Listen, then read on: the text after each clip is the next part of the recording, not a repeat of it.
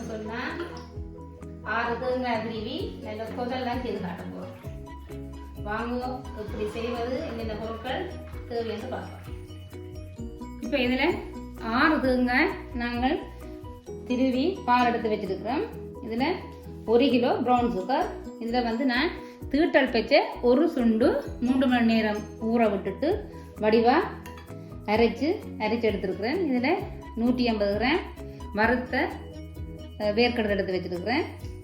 இதில் 250 கிராம் சர்க்கரை. இதில் 2 டேபிள் ஸ்பூன் வறுத்த பயறு. இதில் 2 டேபிள் ஸ்பூன் சவ்வரிசி. இவ்வளோ தான் இதுக்கு தேவையான பொருட்கள். வாங்க நீ எப்படி செய்வதுன்னு பார்க்கலாம். இப்போ பாருங்க, இந்த பெரிய சட்டிக்குள்ள இப்போ கிண்ட போகிறோம். இதுக்குள்ள நான் சர்க்கரையை போடுறேன்.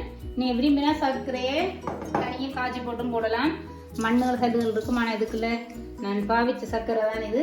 இதுக்குள்ள மண்ணுகள் கல்லுகள் இல்லை. அதை அடியே நான் இப்படியே போடுறேன். இதுக்குள்ள இந்த மாவையும் போடுறேன்.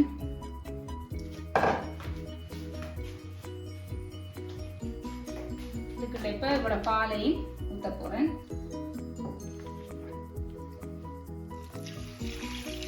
நான் கொஞ்சம் பாலை விட்டு கரைச்சி போட்டு தான் அப்புறம் திரும்ப மிச்ச பாலை விட போகிறேன்.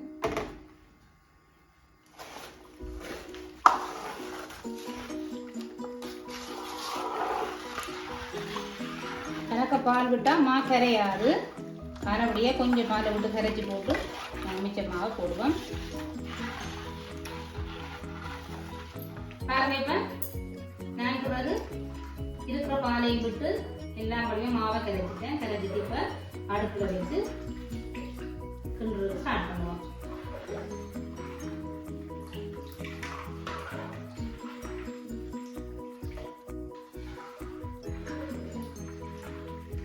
நான் இதில் உப்பு சொல்ல மறந்துட்டேன். ஒரு அரை தேக்கரண்டி உப்பு இதுக்கு போட போகிறேன்.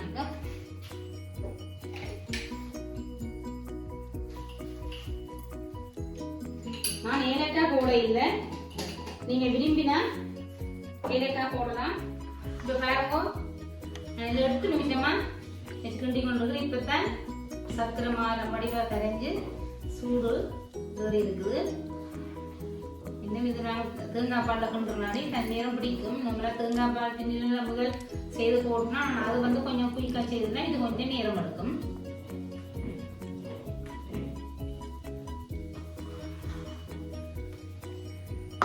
பாருங்க, இப்போ 20 நிமிஷமாக கிண்டி கொண்டு இருக்கிறோம்.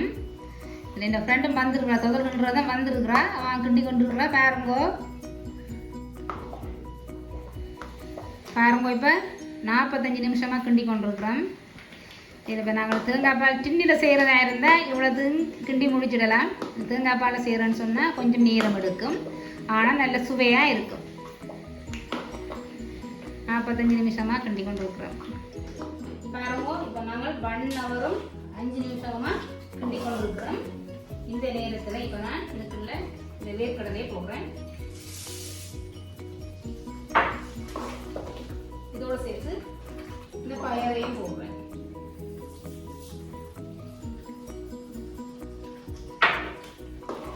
இப்போதான் இந்த வாசனை வந்து கொண்டிருக்கிறது.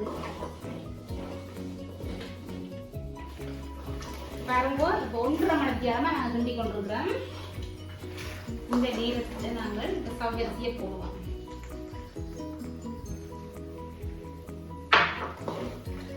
நான் இதுக்கு வேர்க்கடலை தான் போட்டுனேன். நோமலா ஊர்ல நாங்கள் செய்யறதா இருந்தா வேர்க்கடலை போட்டுதான் கிண்டுறது. சிலர் இங்க முந்திரி பருப்பும் போடுறத நீங்க விரும்பினா அதுவும் போடலாம், இதுவும் போடலாம். நாங்கள் ஊர்ல கிண்டுற மாதிரி தான் நாங்கள் இதை கிண்டி கொண்டிருக்கிறோம்.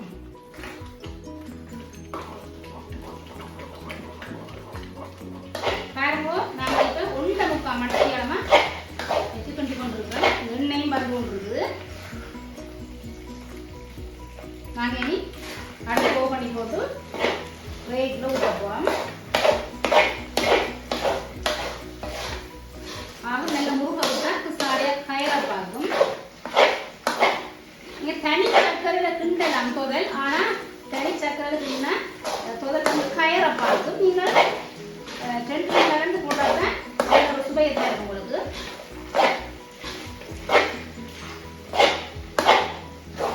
நான் இப்போ அடுப்பு ஓப்பன் போகிறேன். 2 ரேக்குலையும் ஊற்ற போகிறேன்.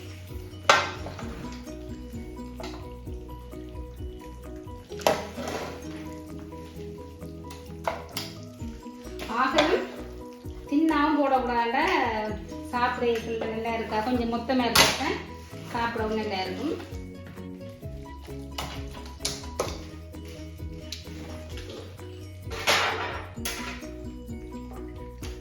நல்லா கண்ணாடியை நல்லா எடுத்துட்டு வந்து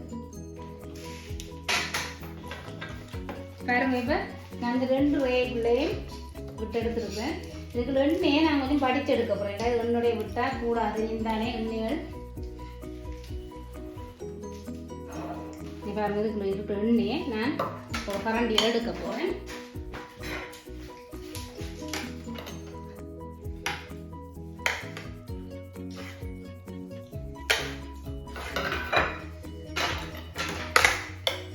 நல்ல வடிவாக இது ஒரு 2-3 மணித்தியாலம் ஆற விட்டுட்டு தான் முதல் வெட்டி எடுப்போம் நாங்கள்.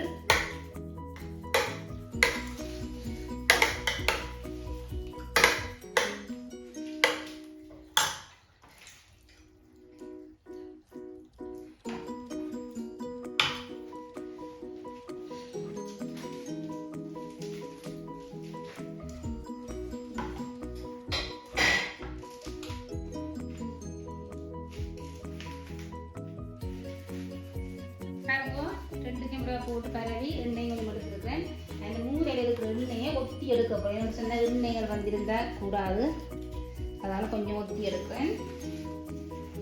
நாங்கள் இந்த புதையை ஒரு 3 மணித்தியாலத்துக்கு பிறகு தான் வெட்டுவோம். நான் பிறகு ரொம்ப வெட்டி போட்டு காட்டுறேன். வாங்கோ புதல் வெட்டலாம். சரியா நான் 3 மணித்தியாலம் விட்டுருக்கிறேன். இப்படி தொட்டு பார்த்தா ஒட்டக்கூடாது. ஒட்டாமல் இருந்தால் வெட்டலாம் நாங்கள்.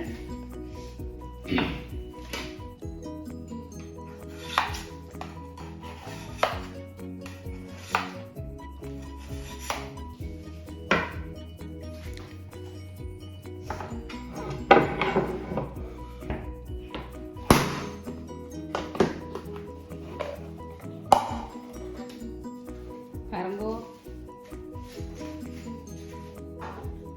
உங்களுக்கு விரும்பிய அளவில் நீங்கள் வெட்டி கொள்ளலாம்.